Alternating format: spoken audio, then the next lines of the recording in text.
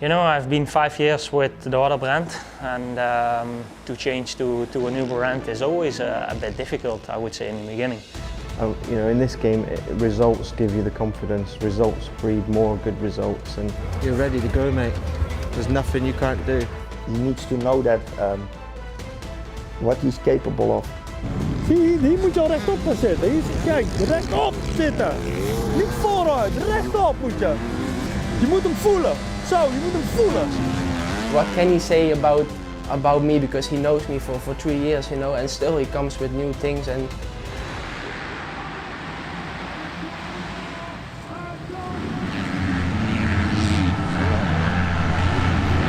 Renault. Well, it's going to be a big moment for him, isn't it? Win the overall here and Maxime Mason. I think that most people are surprised that Maxime Renault has been dominant in the MX2 class at the halfway mark, but really this shouldn't be a surprise at all. Maxime was tipped to be a world champion and a great of the sport from his early EMX 125 days. A rider like Tom Vial, in comparison, wasn't. Vial was never expected to be a world champion. Renault was. What he's doing now is merely fulfilling expectations. Like, this shouldn't be a surprise. Injury after injury through his EMX 125, EMX 250 and eventually MX2 days kind of derailed his career for a portion there. He just struggled to gain momentum and didn't really make much progress through the years like 2016, 2017. But now, he's back on a factory team, he has some momentum, he has confidence, and we're seeing the result of that. It's definitely not a surprise that he's been the dominant figure in MX2, and if he goes on to win the MX2 title, which halfway through the 2021 season it definitely looks like he will, that wouldn't be a shock either. Renault should be this good. He had the speed, he's always had the talent. We've always believed that he could be the next MX2 world champion. But he had such a bad run with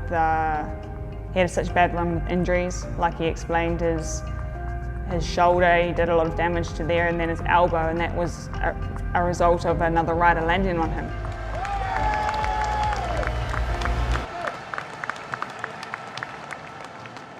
Yeah, I think this is kind of a moment that made me just realizing I have one life, I have one career. I almost messed it up with a crash that was not even really my fault. The rider jumped on me, so I'm just trying to give my best every time I have my wheels on the track and enjoying, just trying to get as much pleasure as I can and just playing, because that's all it is about, you know.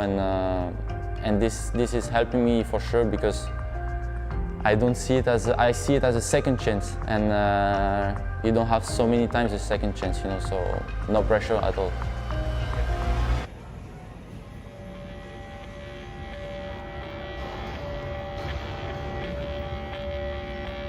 On my way to Kegums. We are here in Brussels, Belgium.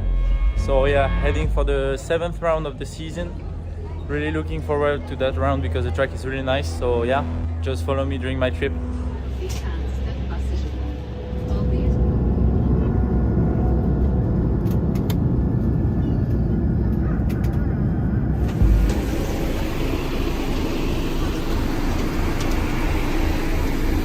Just arrived here in Latvia, in Riga, so it's now 10 p.m.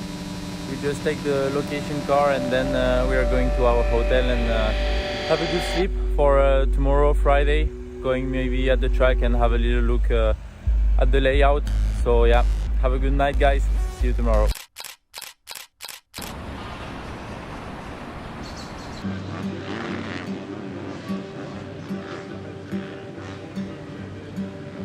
Saturday, we're now heading to the test track to do some start practices, just to get the first feeling with the bike for the weekend and see if everything is okay on the bike. So yeah, let's go for it.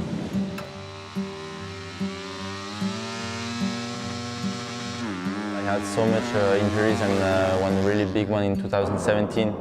I was not even sure to ride again a bike. You know, I had some nerve problem in my left arm. And yeah, on those moments was really tough, but yeah, I worked as much as I could, and so now I enjoy even more being here because yeah, I know where I passed through, and yeah, it's just full pleasure now and enjoying every moment of it. My name is JBayBrunch. I'm training Maxime for 3.5 years now. Going very well, you know, it's improving itself every year and a big step this year. And hopefully keep on going this way until the end of the season. Faudra que je vois, de toute façon je regarderai le mécanisme, mais il faudra que je vois comment je suis placé sur la moto à peu près. Je pense que je serai à peu près comme ça, je pense, à peu près, au niveau taille. Comme ça, tu vois bien hein, là. Track looks really nice, bumpy and yeah, sketchy some places, so really have to get the focus for tomorrow. Si tu arrives à vraiment cabrer celle-là, pour passer au-dessus, déjà tu gagnes de la vitesse et après c'est de la vitesse que tu gardes jusqu'au bout des vagues, quoi. Tu vois, si tu arrives à repasser au-dessus de celle-là et pas atterrir ici et faire pam et rebondir. Parce que si tu atterris là, les deux roues, tu peux pas faire grand-chose, hein, je pense. Celle-là, ou la scruber ou quoi, faire l'absorber, cabrer ici un peu. Ouais. On va venir chercher. Et après là, réussir par contre à faire double. My expectations for tomorrow are for sure getting some really good points in the championship and keep on going on the same way of riding since the beginning of the year. So yeah, I'm just gonna now try to focus tonight and get ready for tomorrow.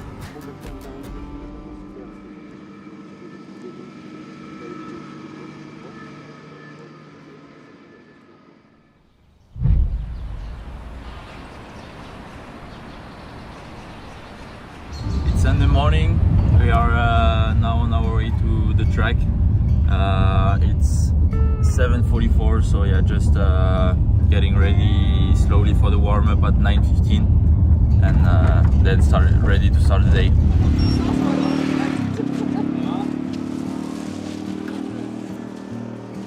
Morning.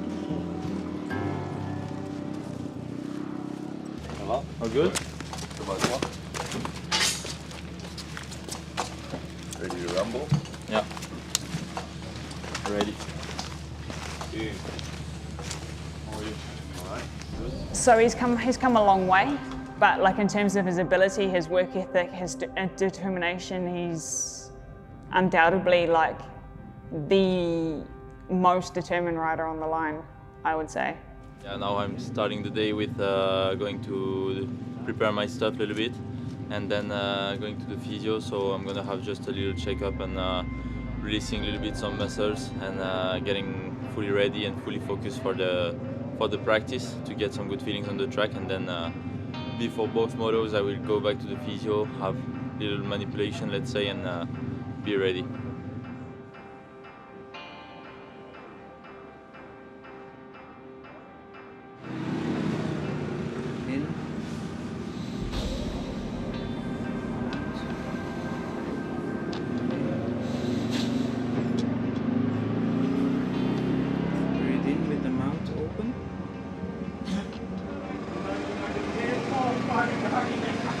Again.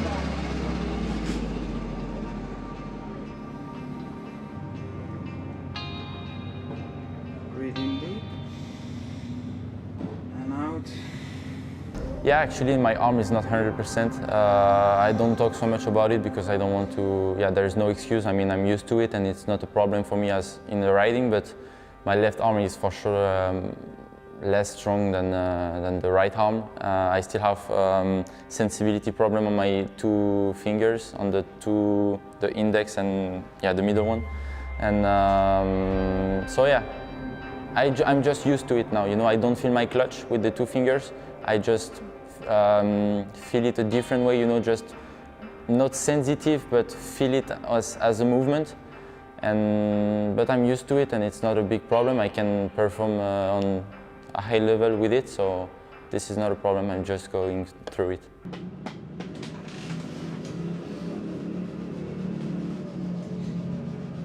It's time to wake up, actually. Yeah. Otherwise you're gonna... Never got my ass slapped like that.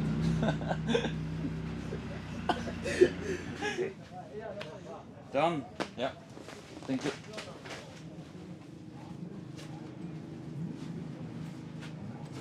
See you.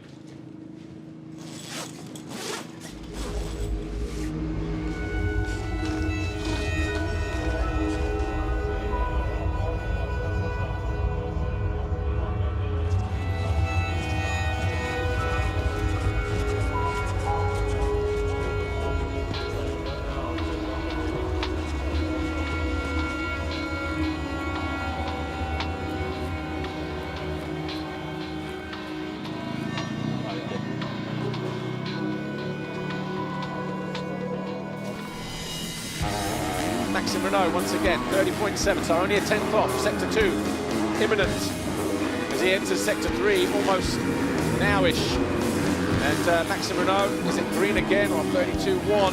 Maxime Renault moves up to second, 0.4, so the gap's still coming down. There's still some life left in the track. Go through the confirmation then. JBay on pole for Rockstar Energy Husqvarna, ahead of Maxime Renault. Third time, it's very, very tight. Fourth, Rising Gifting. Nicholas Horrocks was fifth, 186. Practice went pretty good. Finished second in the time practice, so really good gate pick for the motos. Feeling with the track is quite good. Actually, it's tricky and some sharp bumps, but I feel really good, feel comfortable. So yeah, just try to make 2 good starts in the motos and go for a good result. I've been in a rehab center, you know, with I think during 4 or 5 months, and I think the bigger thing that helped me was that I was in a center with people that were really in a bad situation, and seeing how they were just enjoying the life and smiling and always have the joke in them, saying a joke or something, you know, I was like, I cannot complain. I cannot complain. I have my 2 legs, my 2 arms. One was not working so good, but I could have done, yeah, could have been so worse. So yeah, it was just, you cannot just say, I'm done. You have to work, and if you want something, just go get it, and that's what I did, and I just, yeah, worked so hard and always believed in that. And one day, the nerves started to react a little bit, and from there we worked on it, and it came back. So yeah, that was a little bit kind of a redemption, you know, and mentally I think I'm ready to give it all, and I will never ever stop, and never ever, yeah, always believe, you know, so that's also a strong point.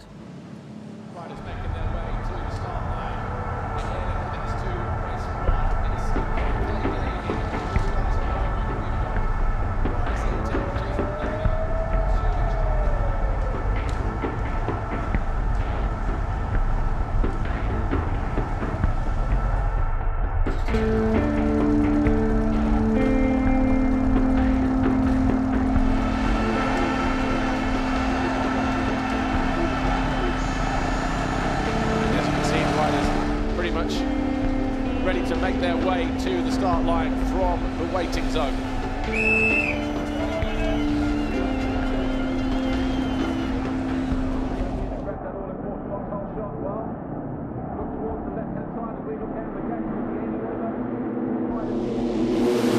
Oh, 1 or 2 riders trying to go too early, catching out a few of them as well.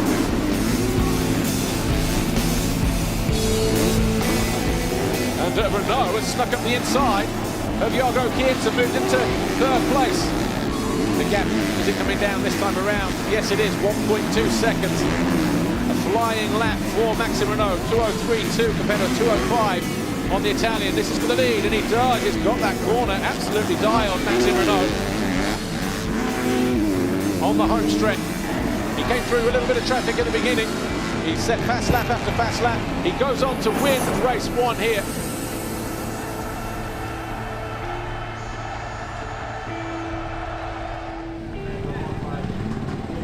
Congratulations, pretty much a perfect race. You really couldn't afford to switch off though, but you got your 2nd race win of the season. Yeah, really happy with it. I got a good start, but not the best, actually. I think I was 5th. And then I pushed really hard. Good job.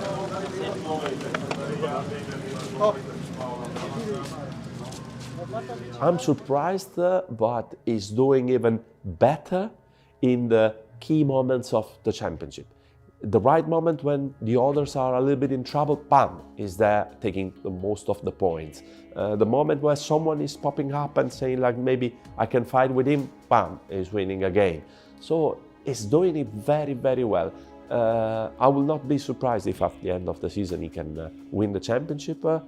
Yeah, for sure, this is something that gonna make me feel complete. I mean, I worked for it since I'm a kid. I'm dreaming about it since I'm a kid. Getting that world title in 1 to 5 was also something that was part of the way of following, you know, and then getting those 2 injuries also get me a little slap in the face, you know, and wakes me up about, don't think this world title gonna come easy, you know. You have to work for it. We are so many young and talented riders in the world, and yeah, you just have to want it more than the others.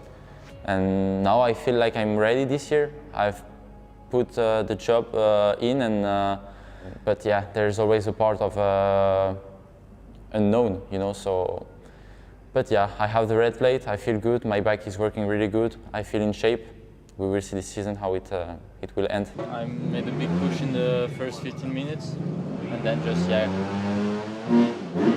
cruise mode. So it was not pushing all the motor, you know. I tried to make some quick passes, and I think after 10 minutes I was second and charged to the front because he was already a little bit gone, and I passed him I think at half motor more or less. Made a little gap, and it was fine. There is your championship leader. Well, Maxime Renaux started the day 26 points clear, and after beating Guadagnini, his closest rival, in race 1, that gap has now gone out to 29 points as we head into race 2.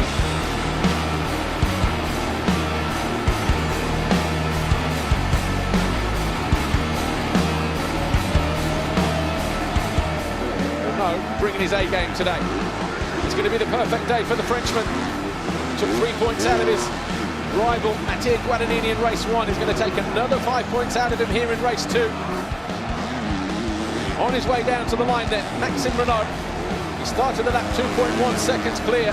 He's been pretty much immaculate all day. He crosses the line, goes 1-1 for the first time in his career. He wins the Grand Prix. Maxime Renaux continues to lead the championship in MX2, and your overall podium today, Maxime Renaux, Jago Kiet, Mathieu Guadagnini.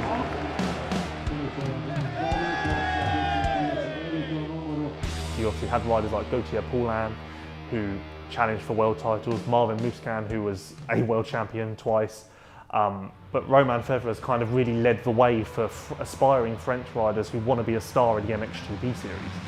He obviously his road to the top was unorthodox. He definitely did it a different way to most riders, but he's been the shining light for French fans for quite a while now.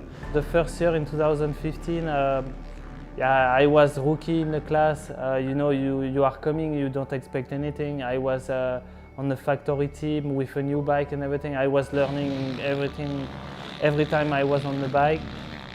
And yeah, he has a good feeling, good vibes, and I was just enjoying. And when you are rookie, you don't care about so much the result, and you just try to get some experience. And then yeah, that year everything clicked, and yeah, we win many races, many GPs, and the world title, of course. So Romain Febvre is about to make history here. A rookie winning in the MXGP class. He wins the race, and he will now realise it. It was, let's say, mentally, it was maybe the easiest year that I had.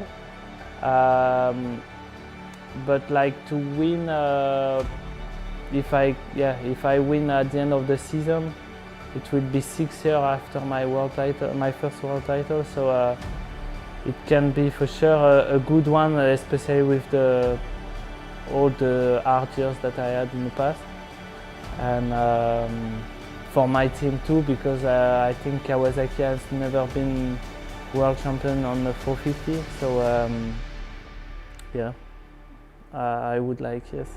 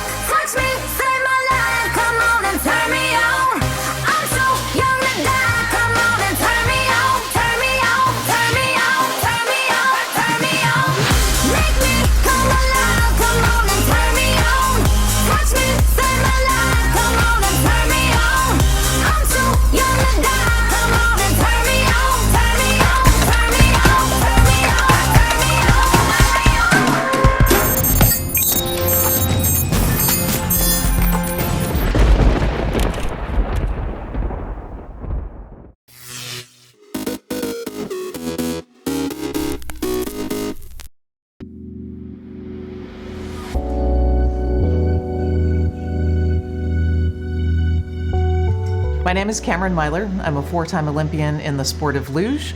I'm a painter, a photographer, lawyer, and arbitrator, and professor at New York University. I'm really curious, and I love to have balance in my life as an athlete, as an artist, as a lawyer. I love trying to find that balance, which I think all Olympians do, of body, mind, and spirit.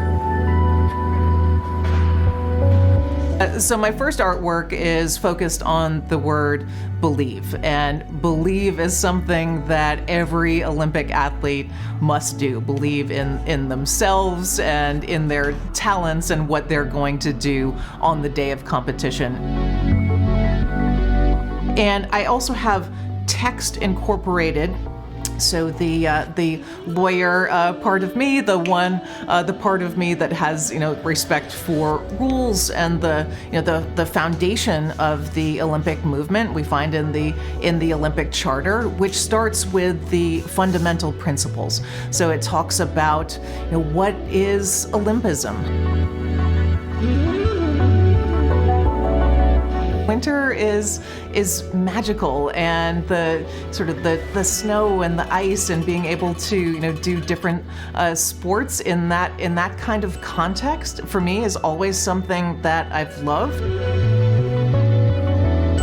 There's so much to be grateful for, and for me, I think seeing the details is a reminder that there are many small things that we should acknowledge and be grateful for and recognize on a daily basis.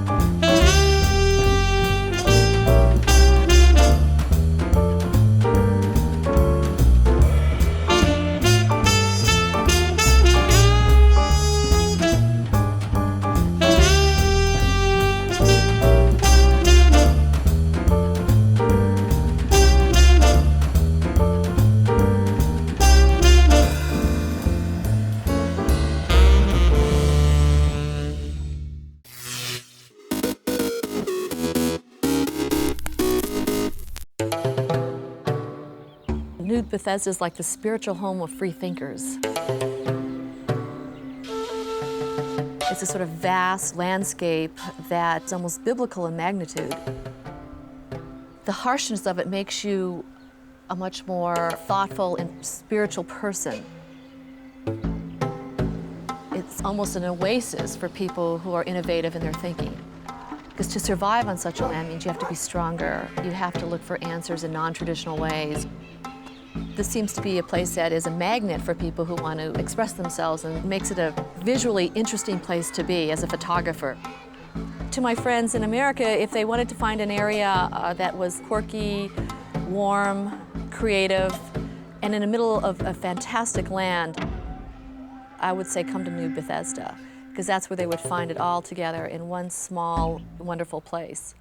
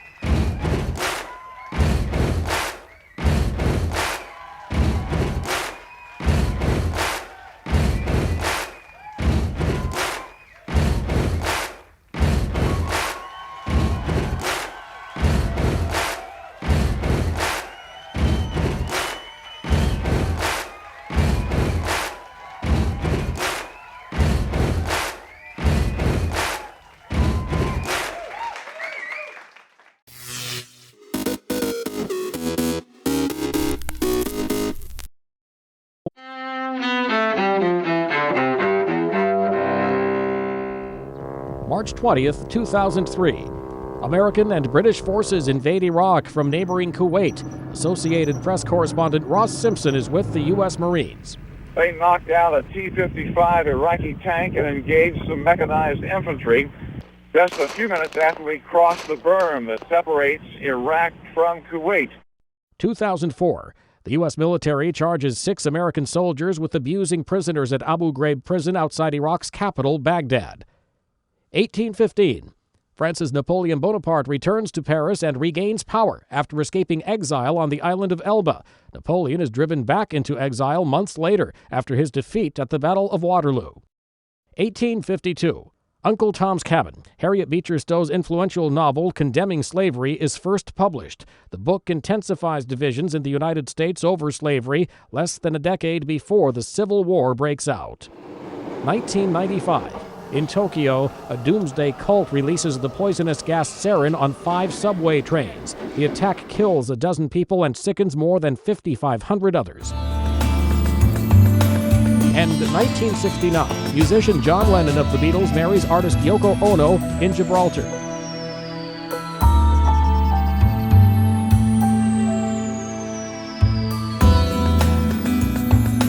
Today in history, March 20th. Mike Gracia, The Associated Press.